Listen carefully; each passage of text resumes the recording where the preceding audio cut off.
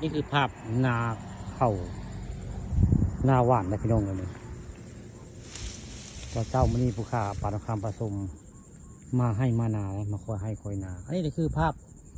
เข่านาหวานละปีเรียกได้นี่ปีเรียกที่เห็ดเข่านาหวานนะ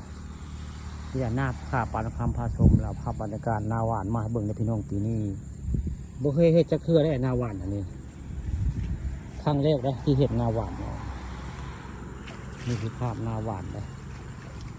อันนี้นาดำเขาเจ้าได้นี่นาดำแทบคำขาพี่น้องทั้งเมียนี่แหละญาติพี่น้องทั้งเมียนาดำเขาเจ้าได้นี่แต่บงนี้เป็นนาผู้ข่าป่าตองคำผสม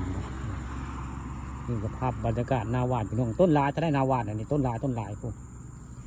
นับต้นของบ่จื้อพลบังเลี้ยวนี่พระเจ้าว่าเห็นนาหวานนี่มันว่ามันเชื่อแล้วพระเจ้าว่าเชื่อหลายกว่านาดำได้พระเจ้าว่าได้ลองเห็นลองเบิ่งผู้ข่าบ่เห็นซักเพื่อได้นี่คือภาพนาหวาน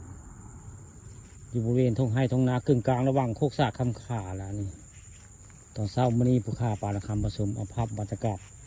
นาหวานมาให้เพื่อนผู้ติดตามได้เบิ่งได้ชมได้นี่ละนาปลาทองคำพาชมละนี่ภาพนาหวานละพี่น้องนาหวานเลยเป็นอย่างนี้นาหวานพวกต้นหลายนาหวานพี่น้องนับต้นหลายแล้วผู้ข่าก็บอกให้เพื่อดอกเฮ็ดลองเบิ่งตะกอนกันดำได้ค่ะหรือว่าปีกายนี่ยอดแต่ปีกายนี่ปีนี้เปลี่ยนเพลนนะเปลี่ยนบรรยากาศมาหวานลองเบิ่งได้เบิ่งแล้วก็ผลผลิตก็คือจะได้เบิ่งแล้วพี่น้องนี่ห่วงมันยังชิลิบหรือมาชีต่งคือยังบ่จักได้นี่แหละคือภาพบรรยากาศนาหวานนาภูขาป่าทองคำพาชมละนี่ภาพบรรยากาศนาเข้ากลางนะพี่น้อยเข้ากลางได้นี่มุมไม่เข้าโดได้เข้ากลางละนี่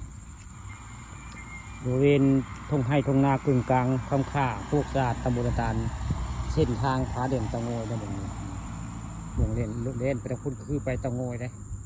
ไปทางซ้ายมือคือไปผาเด่นคนละนี่นะครับบรรยากาศนาหวานอยู่บ้านโคกศาสตร์ตำบลนาตาลเบิ่งแล้วคักห่วงเพิ่นสับลาดที่ได้ผม